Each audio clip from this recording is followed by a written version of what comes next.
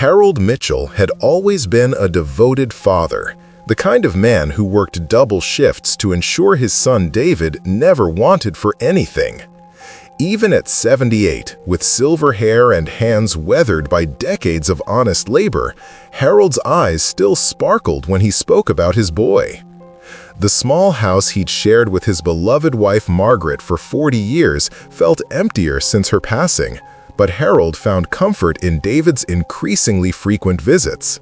David would arrive every Sunday with flowers and stories about his struggling business ventures, always dressed impeccably despite his financial complaints. Harold noticed how his son's eyes wandered around the house, lingering on the antique furniture Margaret had collected and the family photos that lined the mantelpiece. The old man's heart swelled with pride, believing David was simply reminiscing about happier times when the family was whole and dreams seemed endless. During their conversations over coffee, David began mentioning how worried he was about his father living alone in such a big house. He spoke with genuine concern about Harold's safety, pointing out the steep stairs and the neighborhood's changing demographics. Harold appreciated his son's attention, though something in David's tone felt different from the carefree boy who once ran through these very rooms, chasing dreams and building castles in the air. The suggestions started subtly, woven into casual conversations about health and daily routines. David would mention articles he'd read about seniors living independently, always emphasizing the risks and potential dangers. He painted vivid pictures of what could happen if Harold fell or had a medical emergency with no one around to help. These conversations began to plant seeds of doubt in Harold's mind about his ability to maintain his independence. As weeks turned into months, David's visits became more frequent and his suggestions more direct. He began bringing brochures for retirement communities, describing them as active senior living rather than nursing homes. Harold noticed how David's enthusiasm grew when discussing the financial aspects, particularly how much money could be freed up from selling the family home. The loving father began to sense an undercurrent of urgency in his son's voice that made him increasingly uncomfortable about these conversations. Harold found himself paying closer attention to David's words and actions during their Sunday visits. When David thought his father wasn't looking, Harold caught him taking photos of the house's interior, documenting valuable items and architectural features. The old man's instincts, honed by decades of experience in business negotiations, began sending warning signals that something wasn't quite right about his son's sudden concern for his welfare and living arrangements. David's persistence about the retirement home grew stronger with each visit, and he began bringing professionally printed materials from Sunset Manor, a facility located 3 hours away from their hometown. He emphasized the distance as a positive feature, claiming it would provide Harold with a fresh start away from painful memories. Harold wondered why David never suggested facilities closer to home, where old friends could visit and familiar surroundings would provide comfort during such a major life transition. The pressure intensified when David arrived one Tuesday morning with a real estate agent claiming he'd scheduled a casual appraisal just to satisfy his curiosity about the property's current market value. Harold watched from the kitchen window as they walked the perimeter, the agent taking measurements and photos while David pointed out various features and improvements. The scene felt choreographed, as if this wasn't the first time they'd discussed the property's potential and marketability. That evening, Harold sat in his favorite armchair, the one where Margaret used to read to him from the newspaper, and reflected on the changes in his son's behavior. David had always been ambitious, sometimes to a fault, but this felt different, more calculated and less emotionally connected to family bonds. Harold remembered the young man who once promised to take care of his parents in their old age and wondered when that promise had transformed into something that felt more like a business transaction.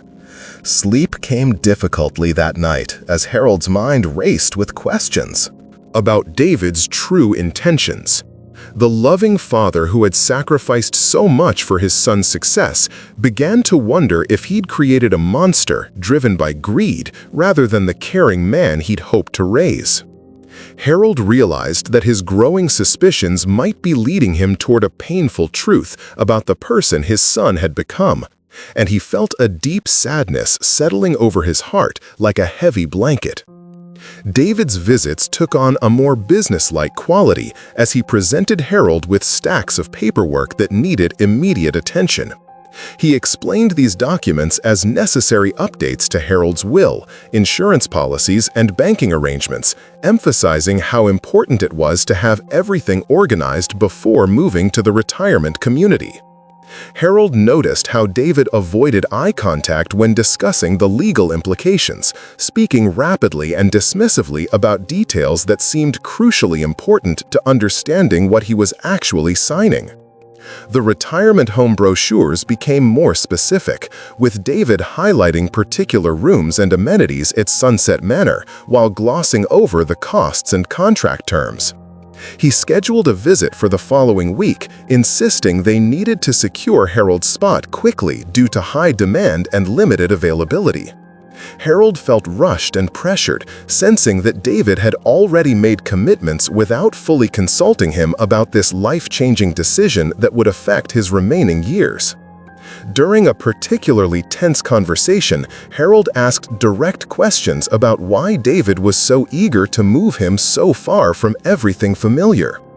David's responses felt rehearsed and hollow, filled with generic phrases about new beginnings and quality care that could have applied to any facility anywhere.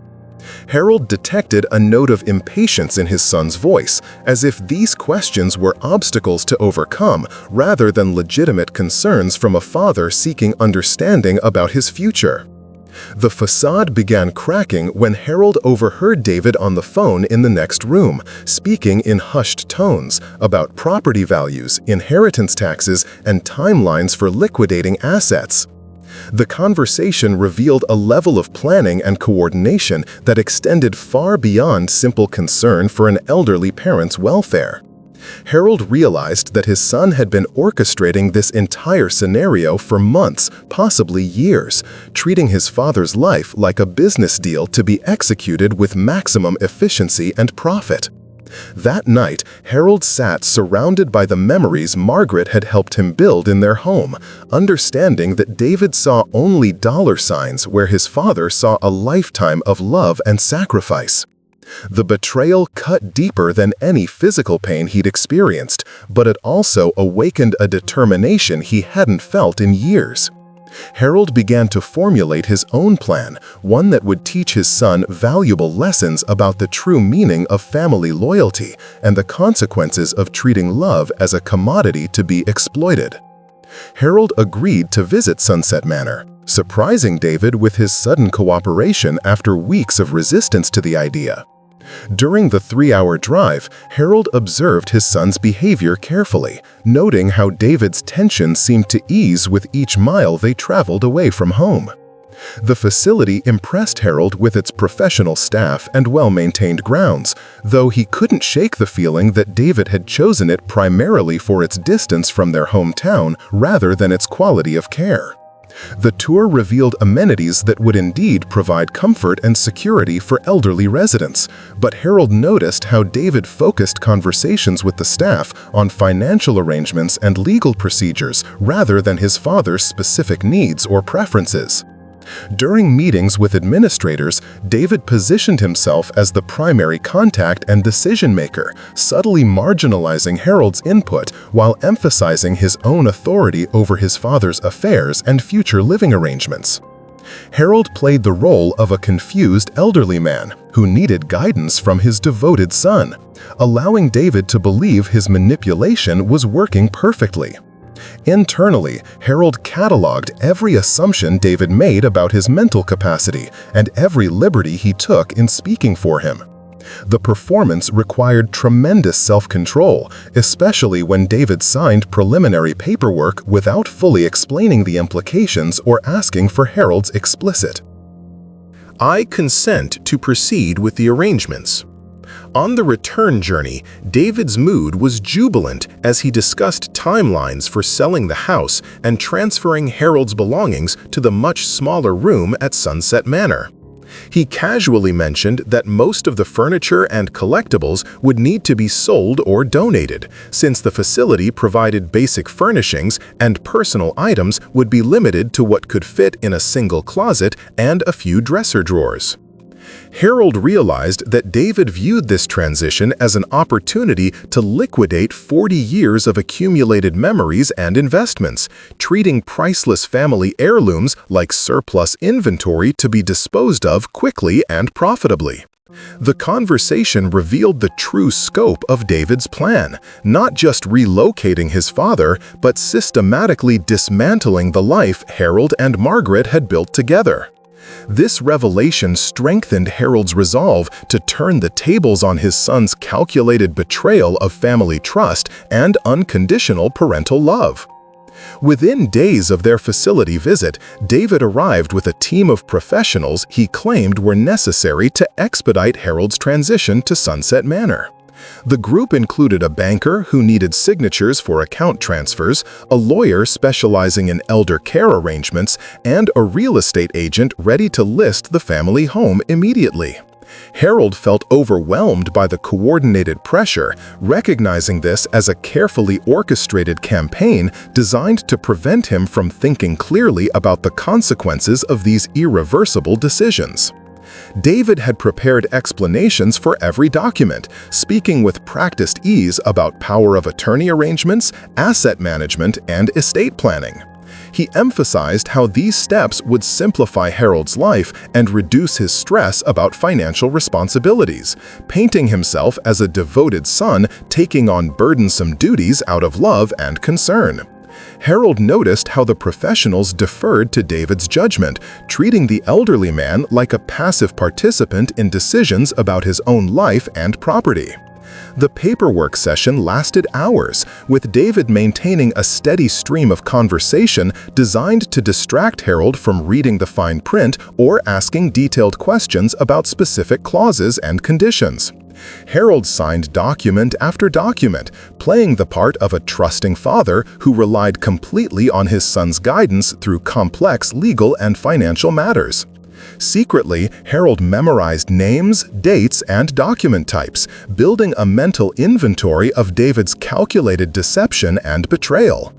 During lunch break, Harold overheard David discussing timeline acceleration with the real estate agent, expressing urgency about getting the house on the market before Harold could change his mind or seek independent advice. The conversation revealed David's awareness that his father might eventually recognize the manipulation, suggesting this wasn't impulsive greed, but a calculated exploitation of trust and advanced age. Harold realized his son had studied his vulnerabilities like a predator stalking prey. The afternoon brought more signatures and more of David's false reassurances about how these arrangements would secure Harold's future and peace of mind. As the professionals packed their briefcases and departed, David seemed satisfied that his plan was proceeding flawlessly toward its ultimate goal.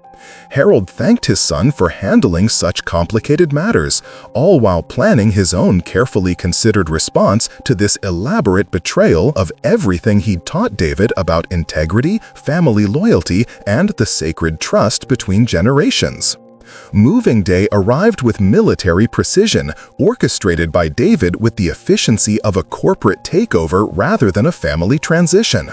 Professional movers sorted through Harold's possessions with ruthless pragmatism, dividing 40 years of memories into 3 categories: essential items for the nursing home, valuable pieces for immediate sale, and everything else for donation or disposal.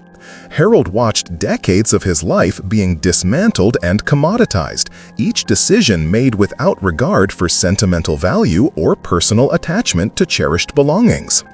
David supervised the process with barely concealed excitement, directing movers to load antique furniture and Margaret's jewelry collection into a separate truck bound for auction houses and estate sale companies.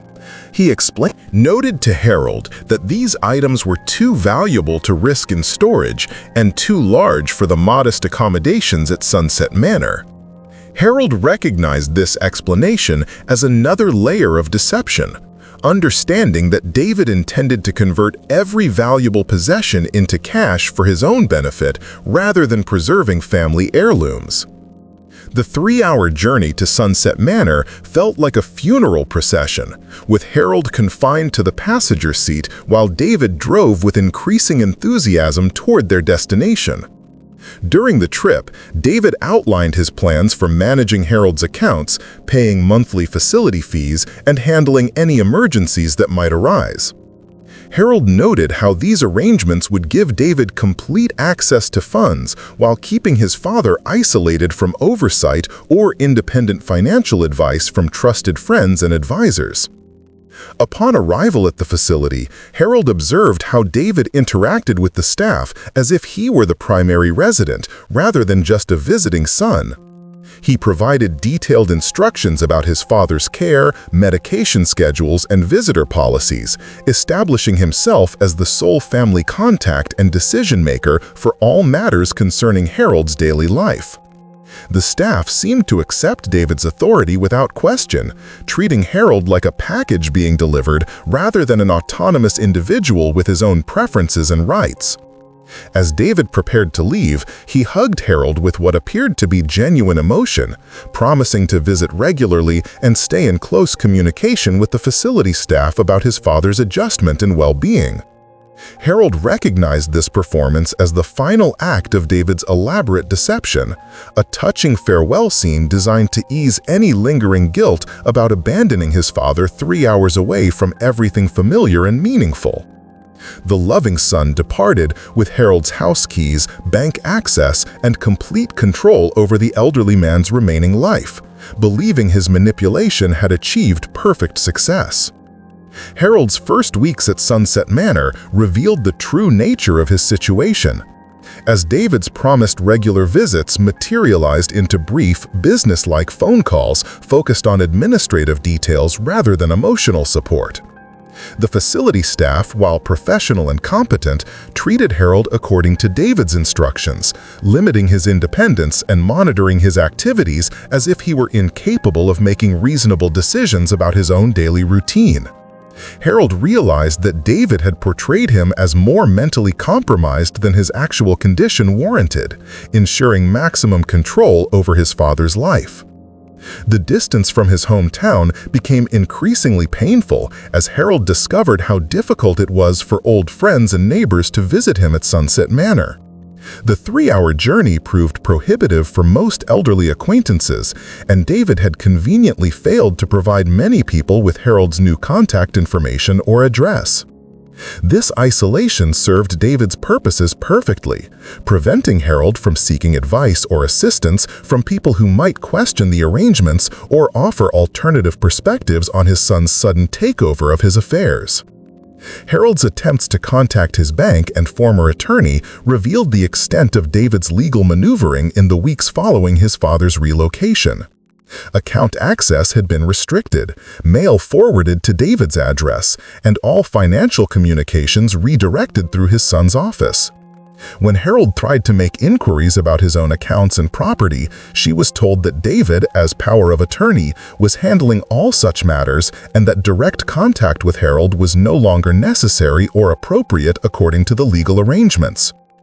During conversations with other residents, Harold learned that his situation was not unique, and several families had used similar tactics to gain control over elderly parents' assets while warehousing them in distant facilities.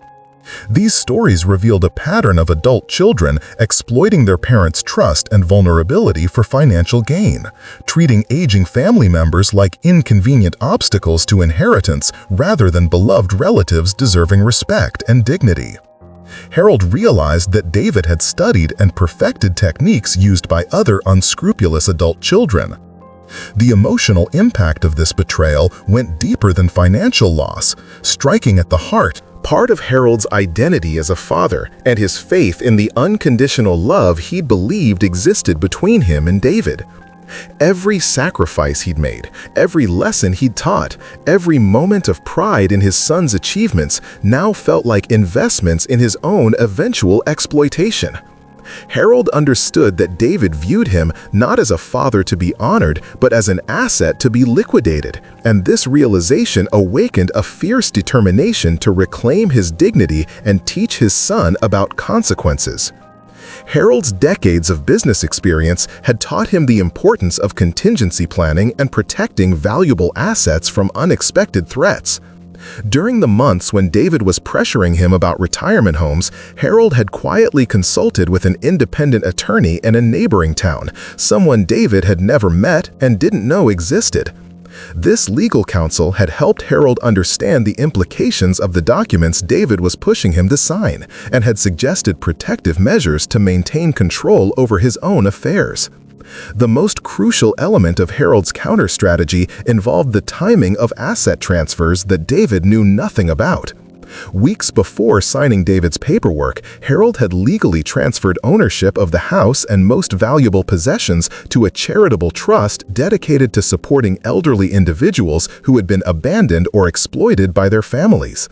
The documents David believed gave him control over Harold's estate were actually worthless pieces of paper that transferred ownership of assets Harold no longer legally owned. Harold had also established relationships with social workers and elder abuse advocates who specialize in cases involving financial exploitation by family members. These professionals had documented David's manipulation tactics, recorded conversations revealing his true intentions, and prepared legal interventions that could be triggered when Harold decided the time was right for consequences. The isolated elderly man at Sunset Manor was actually the center of a carefully constructed web designed to catch his predatory son. The banking arrangements that David believed gave him access to Harold's life savings were actually connected to accounts containing minimal funds, while the real assets had been moved to institutions David couldn't access or control. Harold had learned from other seniors' experiences with financial abuse and had taken preemptive steps to protect himself while allowing David to believe his manipulation was succeeding perfectly. Every signature Harold had provided was legally meaningless because he no longer owned the assets David was trying to steal. Most importantly, Harold had documented every step of David's deception, creating a comprehensive record of lies, forgeries, and manipulations that would eventually expose his son's true character to the world. Harold's apparent cooperation with David's plan had actually been an elaborate performance designed to gather evidence while protecting himself from financial ruin. The loving father had transformed into a strategic opponent capable of matching his son's calculating betrayal with carefully planned justice. 3 months after placing Harold in Sunset Manor, David felt confident enough to begin liquidating his father's assets and converting the family home into cash that would solve his mounting financial problems. The real estate market was favorable, and the house sold quickly for a substantial sum that David deposited into accounts he controlled through the power of attorney arrangements. He celebrated this milestone as validation of his careful planning and proof that sentiment was a luxury he couldn't afford given his desperate financial circumstances. David's business associates and friends admired what they perceived as his practical approach to elder care and estate management, praising him for making difficult but necessary decisions about his father's future. He had crafted a narrative about Harold's declining mental capacity and increasing need for professional care, presenting himself as a devoted son making personal sacrifices to ensure his father's safety and comfort. This public persona helped David feel justified about his actions while maintaining his reputation in professional and social circles. The proceeds from selling Harold's possessions through estate sales and auctions exceeded David's expectations, providing him with enough capital to pay off business arrangements, sell debts, and invest in new ventures he'd been unable to pursue due to cash flow problems. He viewed this influx of funds as an early inheritance that Harold would have wanted him to have, convincing himself that his father would approve of these arrangements if he truly understood David's financial pressures and entrepreneurial ambitions. David's visits to Sunset Manor became increasingly infrequent as his business interests demanded more attention and travel, and he felt less obligated to maintain the pretense of devoted son now that Harold was safely contained and his assets secured. During brief phone conversations with facility staff, David presented himself as a busy professional managing his father's affairs, emphasizing that Harold was receiving better care than David could provide at home. The success of his plan filled David with confidence about his own cleverness and business acumen, viewing the entire operation as proof of his ability to identify opportunities and execute complex strategies under pressure. He began sharing advice with other acquaintances facing similar situations with aging parents, positioning himself as an expert in elder care transitions and asset protection. David believed he had achieved the perfect balance between family responsibility and personal financial security, never suspecting that his father had anticipated every move and prepared devastating consequences. Harold's patience finally reached its limit when David called to inform him that the house sale had been completed and all of his father's remaining possessions had been properly handled according to their previous discussions. David's casual tone while describing the dismantling of Harold's life revealed a callousness that convinced the elderly man that his son was beyond redemption and deserved to face the full consequences of his betrayal. Harold decided it was time to spring the trap he'd been preparing for months. The first surprise came when David received a call from the real estate company demanding immediate return of funds from the house sale, claiming that the seller had never legally owned the property and that the transaction was fraudulent. David's attorney discovered that Harold had transferred ownership weeks before signing the power of attorney documents, making all subsequent legal arrangements invalid and exposing David to criminal charges for fraud and theft. The house sale proceeds would need to be returned immediately, along with penalties and legal fees. Simultaneously, David learned that his access to Harold's bank accounts had been terminated due to irregularities in the power of attorney documents, and that federal investigators were examining transactions he'd made over the previous months. The attorney who had prepared David's legal paperwork contacted him urgently, explaining that they were facing potential prosecution for elder abuse and financial exploitation, crimes that carry serious penalties, including prison time and permanent professional consequences that would destroy David's business reputation and career prospects. The estate sale companies and auction houses began demanding return of items David had sold, producing documentation proving that Harold had never owned the possessions David had claimed authority to liquidate. Each transaction David had celebrated as evidence of his successful manipulation now became a separate criminal charge that investigators were building into a comprehensive case of systematic elder abuse and financial fraud. David's carefully constructed narrative about his father's mental decline collapsed when investigators interviewed Harold and discovered a sharp, competent elderly man who had been systematically documenting his son's deception for months. Harold's testimony, supported by recordings, photographs, and financial records, painted David not as a devoted son making difficult decisions, but as a calculating predator who had exploited his father's trust for purely selfish financial gain. The loving father David had underestimated was about to become the architect of his complete downfall. David's world collapsed with stunning speed as the full scope of Harold's counterplan became apparent to everyone who had previously admired his handling of his father's care arrangements. Business associates, friends, and professional contacts learned through news reports and legal filings that David had attempted to defraud his own father, destroying his reputation and making him a pariah in circles where trust and integrity were essential for success. His business ventures failed as partners and investors distanced themselves from association with someone capable of such calculated betrayal of family bonds. The financial consequences proved even more devastating than the social ones, as David found himself liable for returning money he'd already spent, plus penalties, interest, and legal fees that exceeded his ability to pay. Properties he'd purchased with Harold's money were seized by courts, business accounts were frozen, and he faced personal bankruptcy in addition to criminal prosecution. The wealth David had tried to steal from his father vanished along with his own legitimate assets, leaving him facing financial ruin and possible imprisonment. Legal proceedings revealed the depth of David's deception and the calculating nature of his exploitation of Harold's love and trust, creating a public record of shameful behavior that would follow him for the rest of his life. Character witnesses Harold had recruited testified about David's manipulation tactics and the emotional damage his betrayal had inflicted on a devoted father who had sacrificed everything for his son's success and happiness. The courtroom became a stage where David's true nature was exposed for everyone to see and judge. Harold's testimony was particularly devastating, delivered with quiet dignity and obvious pain, as he described the gradual realization that his beloved son viewed him as nothing more than an asset to be liquidated when convenient.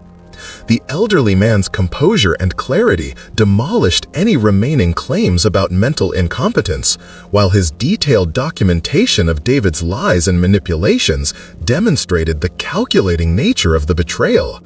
Harold's words carried the weight of decades of unconditional love betrayed for mere money.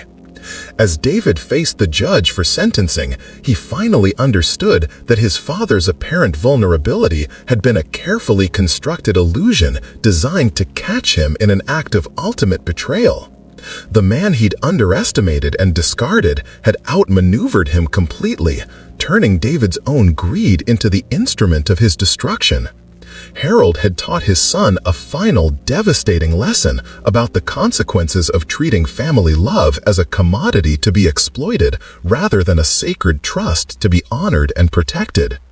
The court sentenced David to prison time for elder abuse and fraud, but the judge noted that Harold's request for leniency demonstrated the elderly man's enduring love for his son despite the betrayal he had suffered.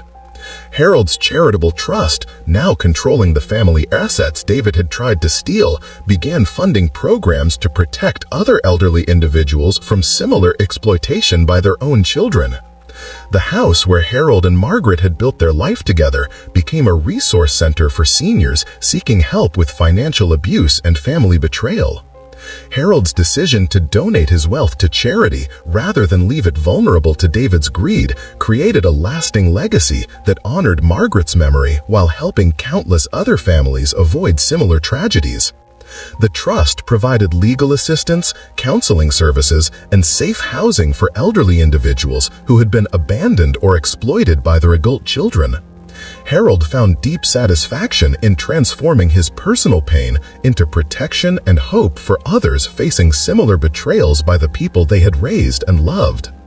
Returning to his hometown after David's conviction, Harold discovered that many friends and neighbors had suspected something was wrong with his sudden departure and David's explanations about his father's condition. Their support and understanding helped Harold heal from the emotional trauma of his son's betrayal, while his story inspired other seniors to take protective measures against potential financial exploitation. Harold became an advocate for elder rights, sharing his experience to educate others about warning signs and prevention strategies. The irony was not lost on Harold that David's attempt to steal his inheritance had resulted in the money going to help other seniors instead of funding his son's selfish ambitions and failed business ventures. Harold often reflected that this outcome would have pleased Margaret, who had always believed in using their blessings to help others less fortunate. Charitable trust became a monument to the values Harold and Margaret had tried to instill in David, values their son had rejected in favor of greed and betrayal. As Harold entered his final years, he found peace in knowing that his life's work would continue protecting other families from experiencing the pain he had endured at his son's hands. The love he had invested in David had been transformed into love for an extended community of seniors who needed protection and support.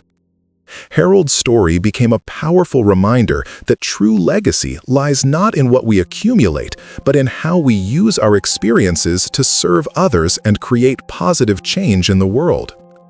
Harold spent his remaining years in dignity and purpose, surrounded by the genuine care and respect he had never received at Sunset Manor during David's orchestrated exile.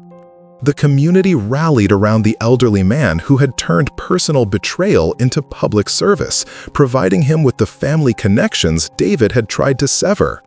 Harold's final chapter was filled with meaningful relationships and the satisfaction of knowing his experience was preventing other families from enduring similar heartbreak and exploitation. David's prison sentence provided time for reflection, but letters he wrote to Harold revealed a man still more concerned with his own suffering than with the pain he had inflicted on his father. The son who had calculated every aspect of his betrayal struggled to accept responsibility for the consequences of his actions, continuing to blame circumstances and justify his behavior rather than genuinely repenting for the violation of sacred family bonds. Harold read these letters with sadness, recognizing that David might never understand the true meaning of love. When Harold passed away peacefully at age 85, his funeral was attended by hundreds of people whose lives had been touched by his advocacy work and charitable foundation. David, still serving his sentence, was granted permission to attend, but chose not to come, unable to face the community that knew the truth about his character.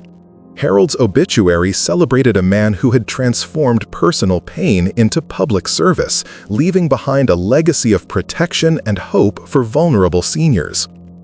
The final twist in Harold's story came through his will, which left David a single dollar and a letter explaining that true wealth lies not in money or possessions, but in the love and respect we earn through our actions toward others.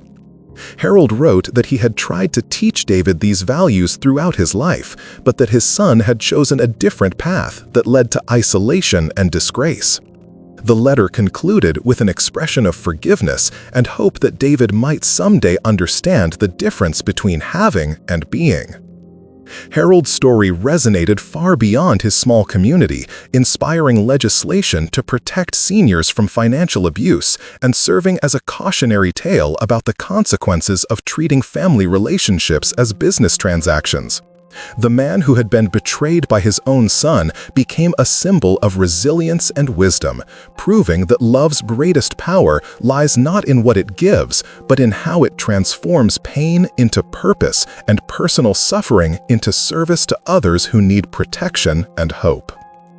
If this story touched your heart, don't forget to like this video. It helps more people find stories like this one. Subscribe to Voices After 50 for more true emotional tales about life, love, and justice.